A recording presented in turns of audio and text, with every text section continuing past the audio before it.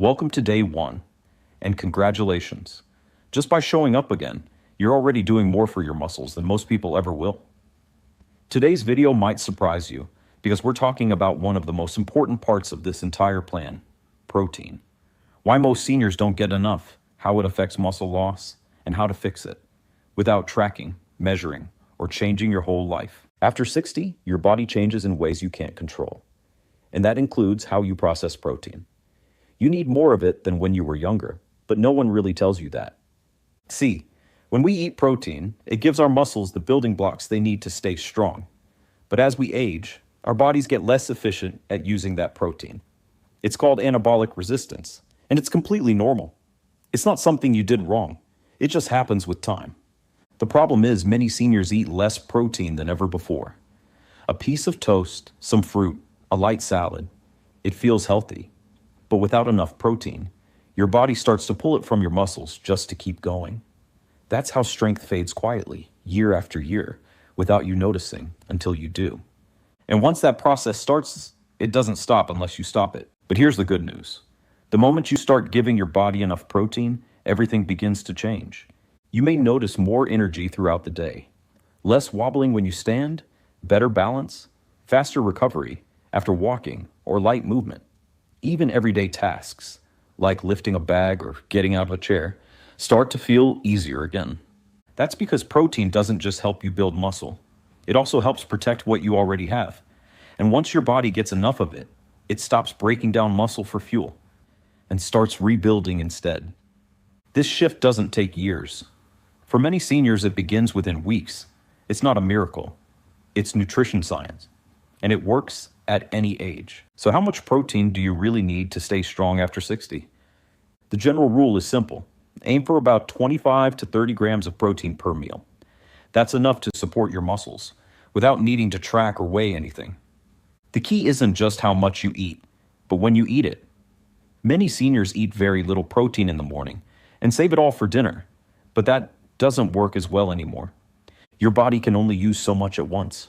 So instead of one big protein meal, it's better to spread it evenly throughout the day. Think protein at breakfast, lunch, and dinner.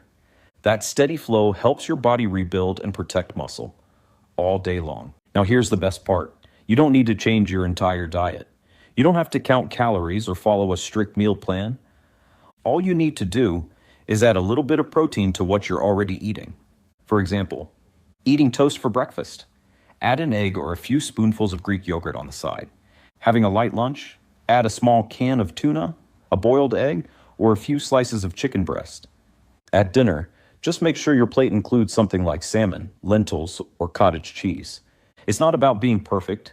It's about giving your body what it needs, one meal at a time. And if you're not a big eater or struggle to get enough protein from food, don't worry. A simple protein shake can be a great solution. My personal favorite is linked in the description below.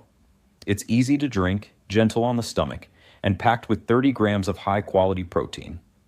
Just one shake a day can make a real difference, especially if you take it in the morning or after any kind of movement. Still not sure what to add to your meals? Let me give you a few simple high-protein options to keep things easy.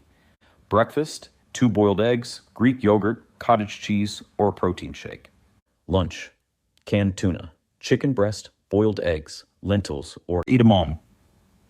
Dinner, salmon, tofu, ground turkey, black beans, or baked tempeh. Snacks, string cheese, roasted chickpeas, hard-boiled eggs, or protein shake. Choose the ones that fit your routine, and just add them to what you're already eating. That's it. And if you want to save this information for later, check the community post that goes with this video. I've listed all the tips and food options there, so you can save it, print it, or share it with someone else who might need it. It's our way of building this together. One meal, one habit, one post at a time. Remember, this video is part of a 7-day series designed to help you rebuild strength and stop muscle loss, one step at a time. A new video drops every day at 12 p.m. Eastern, and you can find them all in the playlist on my channel. If this helped you, please give it a like, subscribe to the channel, and share it with someone who needs it. That's how we grow this community together. And tomorrow, we're talking about something that's just as important as protein: movement. But don't worry, you don't need a gym, fancy equipment, or even a lot of time. I'll show you how to start moving safely, even if you haven't exercised in years. And one more thing, if you have any questions, drop them in the comments below. At the end of this series, I'll be doing a Q&A video, answering as many of your questions as I can.